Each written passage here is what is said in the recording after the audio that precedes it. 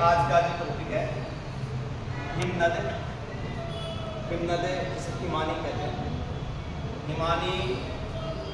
हिमानी का अर्थ होता है बर्फ की नदी। जिस प्रकार प्रवाहित जल पानी जब बहता है तो उसे नदी कहते हैं, ऐसे ही हिमानी जब बर्फ जो होती है, हिम जो होती है, वो जब खिसकती है तो वो भी दो प्रकार से कार्य करती है।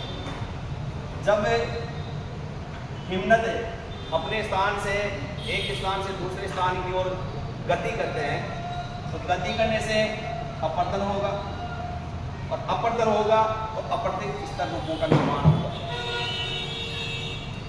अपरदन होगा तो निक्षेपण होगा, तो निक्षेपित स्तराकृतियों का निर्माण होगा। अब अपरदन से पड़ने वाली स्तराकृतियां, ये 7 स्तराकृतियां जो महत्वपूर्ण स्तराकृतियां हैं, जिनमें सर्क है, सर्क झील जिसे टोन झील भी कहते हैं, हॉर्न या गिरिशृंग, अरेग या इसे श्रीटेड कटक कहते हैं, हिमनद घाटी, घाटी को गर्त भी कहते हैं, रटक की घाटी भी हिमानी के द्वारा अपरदन से बनती, और फियोर्ड तट होते हैं जो अपरदन से हिमानी के द्वारा अपरदिक स्तर रूपों में आते हैं। इनका निर्माण कैसे होता है, ये किस प्रकार की स्तराकृतियां हैं, किस प्रकार के स्तर रूप है। सबसे पहले हम सर्क को समझते हैं। देखिए सर्क हिमानी के द्वारा अपरदिक स्तर रूपों में सबसे महत्वपूर्ण। हिमानी हमारी पृथ्वी पर 2 स्थानों पर पाई जाती है, यानी हिमनद जो होते हैं वो पृथ्वी के 2 भागों में, एक महाद्वीपीय हिमनद जो महाद्वीपों पर जो हिमनद है, यानी हिमानी का जो जमाव है, जैसे अंटार्कटिका है, आर्कटिक का क्षेत्र है, ग्रीनलैंड है, कुछ अक्षांश के जो क्षेत्र हैं जहाँ बर्फ जमी हुई है, वो महाद्वीपीय हिमनद में आते हैं। दूसरे पर्वतपदीय हिमनद होते हैं। पर्वतपदीय हिमनद पर्वतों की जो ऊंची चोटियां होती हैं, जिनकी ऊंचाई लगभग 5000 मीटर से अधिक होती है, वहां पर तापमान कम होने से वो चोटियां बर्फ से ढकी रहती हैं। और ऐसी पर्वत चोटियां विश्व के जितने भी नवीन मोर्टार पर्वत श्रेणियां हैं, जैसे हिमालय, रॉकीज, एंडीज, उनकी उच्च चोटियों पर पाई जाती हैं। तो जब वो पर्वतपदीय जो हिमनद होते हैं ऊंचाई और अपनी भार प्रवणता के अनुरूप जब नीचे खिसकते हैं तो वो अपरदन करते हैं, और अपरदन करने से इस प्रकार की स्तराकृतियों का निर्माण होता है। महाद्वीपीय हिमनद जो बड़े क्षेत्र में इनका प्रवाह होता है, तो वहां पर वो भी अपरदन करेंगे तो अपरदन से बनने वाली स्तराकृतियां होंगी। प्रश्न यहाँ यह है कि ये खिसकते क्यों हैं, या ऐसी कौन सी शक्ति है जिसकी वजह से ये खिसकते हैं। तो उसमें सबसे महत्वपूर्ण जो कारक जो बताया है वो गुरुत्व बल बताया है।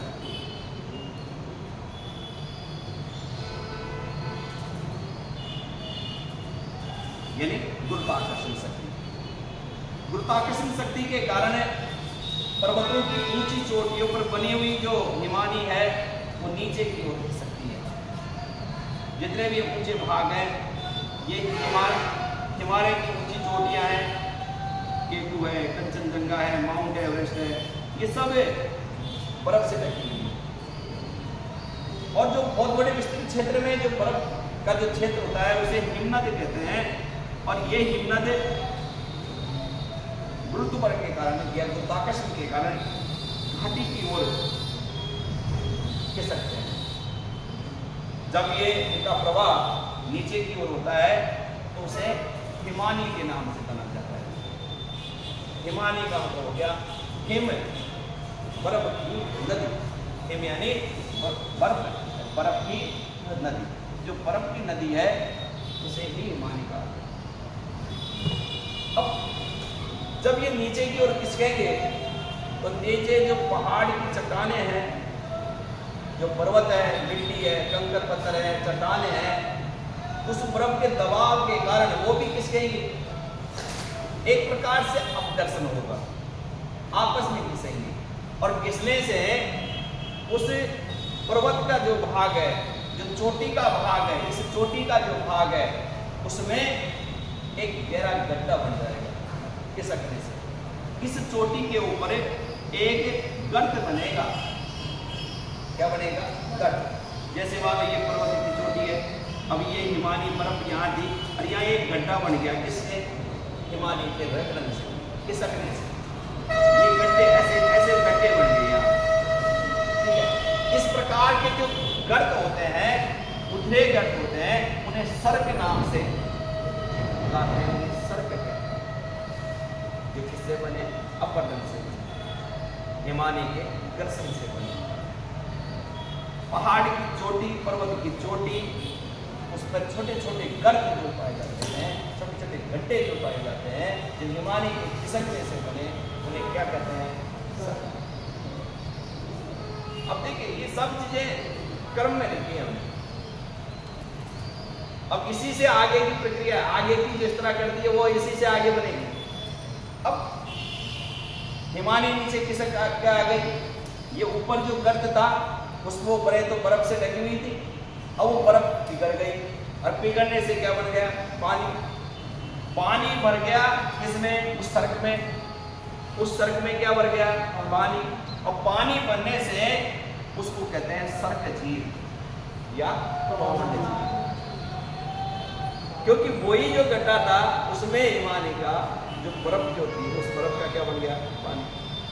और पानी बनने से जो इस तरह करती बनी जिसमें पानी, वह गर्त जिसमें पानी में भरा हुआ, वो उसे क्या कहते हैं? सर्क झील या पौंड झील।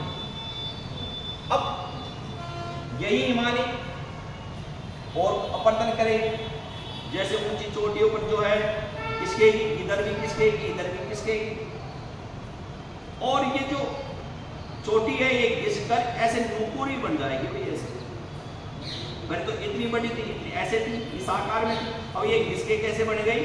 तीक्ष्ण, तीक्ष्ण आकार में, तीक्ष्ण आकार में, अपरदन से तीक्ष्ण आकार में बन गई नुपुरी चोटी, जिसको कहते हैं, उसे कहते हैं हॉर्न। हॉर्न किसको कहते हैं? हॉर्न कहते हैं, आपने बस में, ट्रक में, वहां पर एक होता हॉर्न, वो दबाने वाला आता था पहले। आजकल तो ऐसे ऐसे बटन दबाते हैं, आजकल टेक्नोलॉजी बढ़ गई। और पहले आते थे ऐसे रबड़ का बना आता था, उसको ऐसे दबाते थे तो वो यानी आवाज देते थे। हाँ, आइसक्रीम वाले आते थे, वो बजाते थे। अब वहाँ जो आकृतियां हैं, ये सब अपरदन से बनने वाली आकृतियां, इस तरह आकृतियां हैं। तो यह हॉर्न का जो निर्माण है उस नुपुरी चोटी के रूप में हो रहा है। तीक्ष्ण चोटी, इसको तीक्ष्ण चोटी। हॉर्न का जो एग्जाम्पल की बात करें, इसका जो एग्जाम्पल है वो माउंट एवरेस्ट है।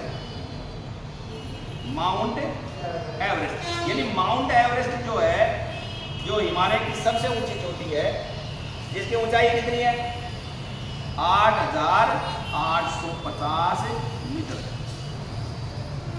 और इस माउंट एवरेस्ट को हॉर्न कहा गया। दुनिया में जितने भी पर्वत हैं जो बर्फ से ढके हुए हैं, चोटियां हैं, जो हिमानी हैं, उनकी जो ऊंची चोटियां हैं, जैसे माउंट एवरेस्ट है, ये हॉर्न है। और हॉर्न को ही क्या कहते हैं? गिरिश्रृंग। गिरिश्रृंग, गिरि यानी पर्वत, श्रृंग यानी उसकी चोटी, गिरिश्रृंग, और उसी को क्या कहते हैं? हॉर्न कहते हैं। इसके बाद में आता है अरेट, सिलेटेड कटर। अरेट या सिलेटेड कटर। देखिए जब इस प्रकार, ध्यान दीजिए, जब जैसे ये पर्वत है, इस पर्वत पे ये हिमानी थी। अब ये हिमानी खिसक खिसक के नीचे आ रही थी, तो यहाँ पर क्या बन रहे थे? सर्क बन रहे थे, सर्क। ये सर्क ऐसे बनते गए, ऐसे सर्क बनते गए, और ये इसमें हिमानी का पानी बढ़ने से सर्क झील या टोर्ण झील बन गई। अब ये जो भाग तो कट गया, ये तो कटा हुआ भाग था, देखो ये कटा हुआ भाग था इनका, ठीक है, क्योंकि ये तो यहाँ से। अब ये जो आकृति थी ना, ऐसे देखो, ऐसे बन गई इस प्रकार से, क्योंकि ये सभी सर्क जो थे ये आपस में अपवर्तित होकर इस प्रकार की आकृति में परिवर्तित हो। अब इस प्रकार की जो ये आकृति है, इस प्रकार की बनी है, इस प्रकार की जो आकृति, इसको कहता है आरे के अनुसार।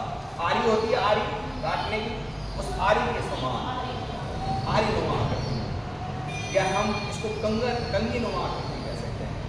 इस प्रकार की जो आरी नुमा आकृति में जो कटक बने, इसमें चोटियां बनी, उसको हम अरेत या सिलेटेड कटक कहते हैं।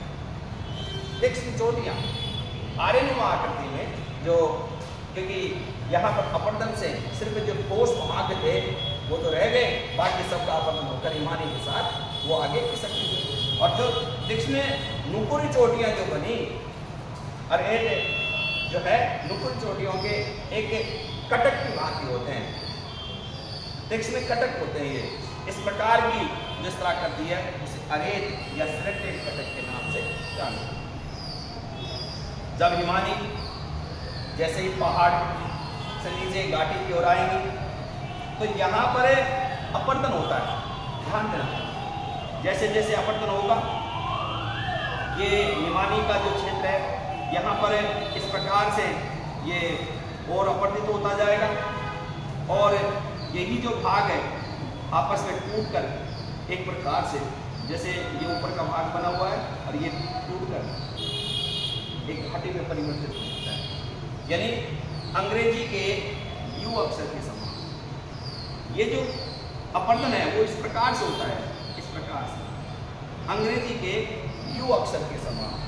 अब कई बार कॉम्पिटिटिव एग्जाम में पूछा जाता है कि वी आकार की घाटी का निर्माण किस कारक के द्वारा होता है? तो वी आकार की घाटी हिमानी और नदियों के द्वारा या प्रवाहित जल से बनती है, जबकि यू आकार की घाटी हिमानी के द्वारा या हिमनद से बनती है। हिमानी के द्वारा घाटियां बनती है, लेकिन इसकी जो आकृति होती है अंग्रेजी के यू अक्षर के समान होती है।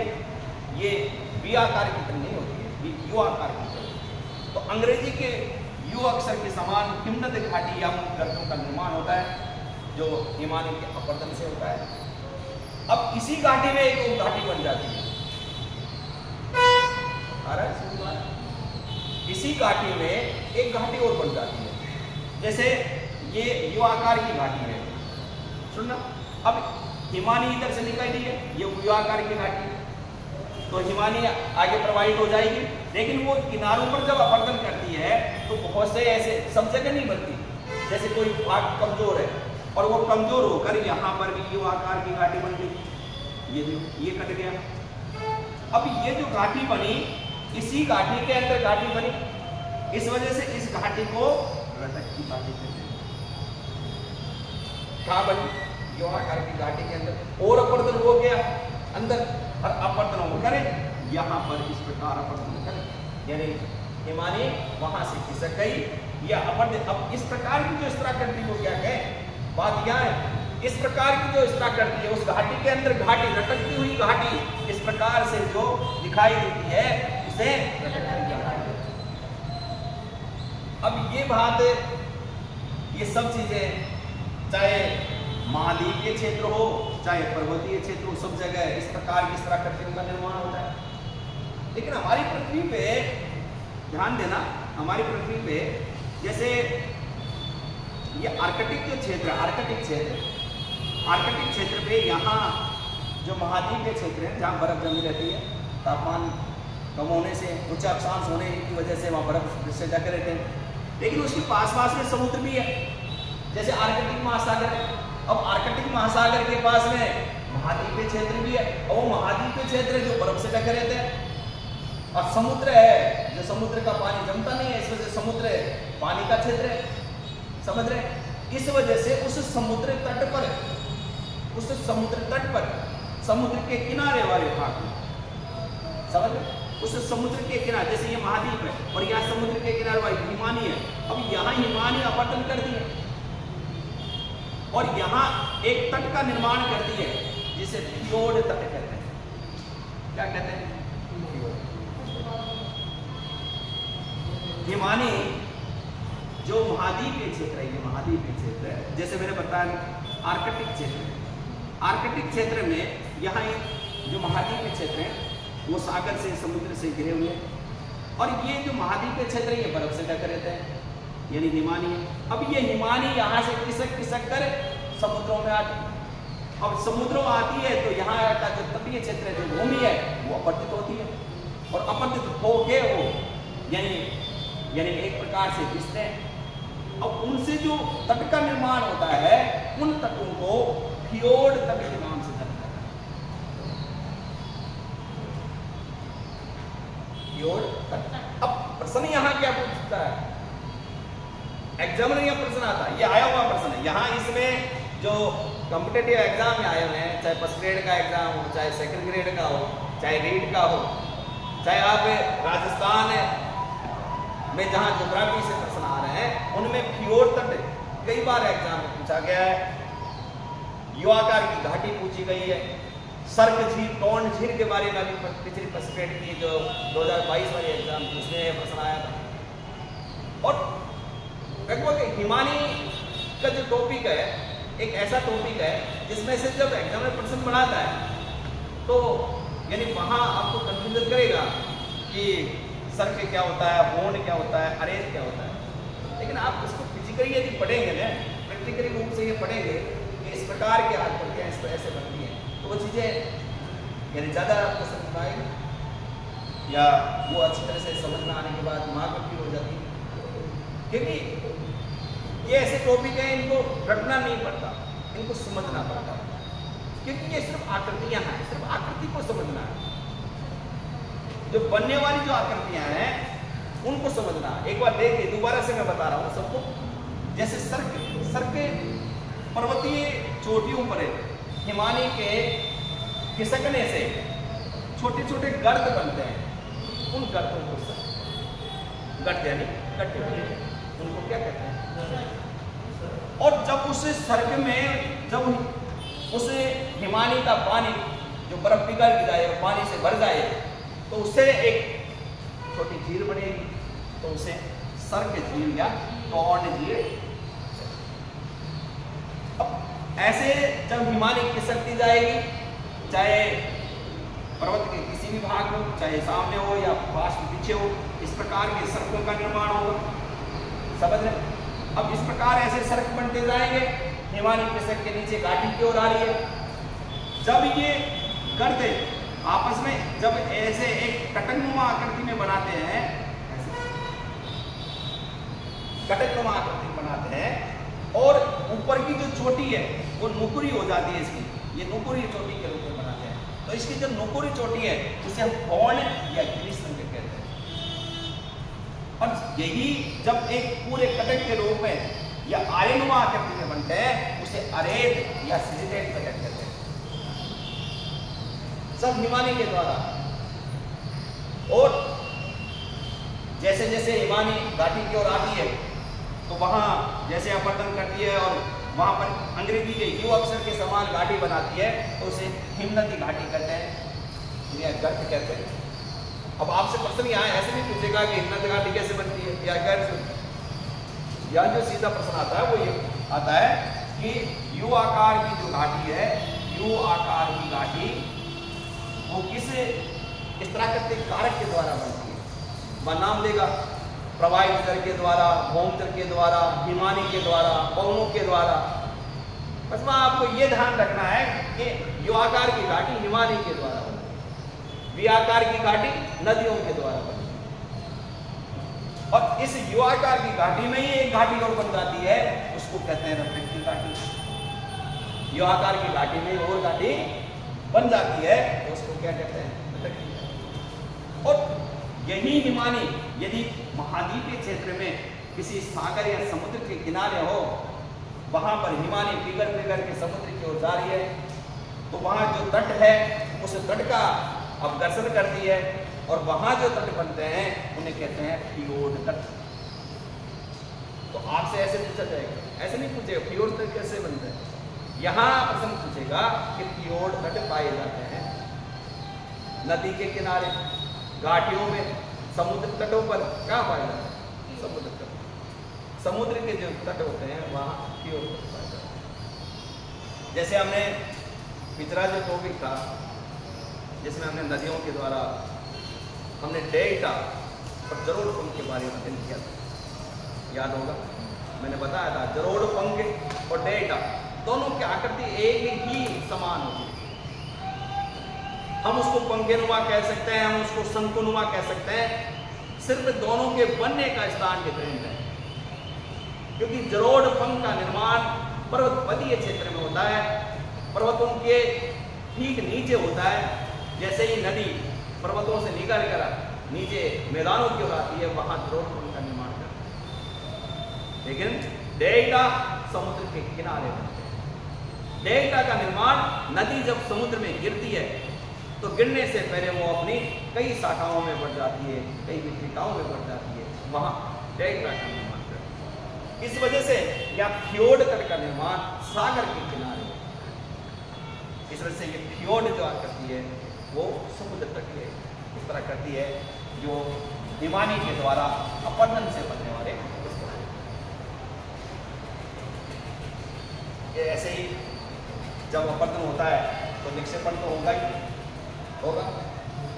अपरदन होगा तो निक्षेपण निश्चित है, क्योंकि हम किसी भी कारक के बारे में यदि पढ़ रहे हैं तो अपरदन और निक्षेपण दोनों एक साथ चलने वाली प्रक्रिया है, सतत प्रक्रिया है। अपरदन और निक्षेपण है दोनों ही एक प्रकार से अपरदन और निक्षेपण दोनों क्रियाएं साथ होती हैं। अपरदन होता है उसके साथ निक्षेपण की क्रिया शुरू हो जाती है। अब जब हिमानी अपरदन करेगी तो जो भी मिट्टी, कंकड़, पत्थर, रेत, बजरी उनका निक्षेपण भी करेगी। तो हिमानी के द्वारा जो अपरदित रूप जो होते हैं उन्हें हिमोड कहते हैं। क्या कहते हैं? यानी अपरदन से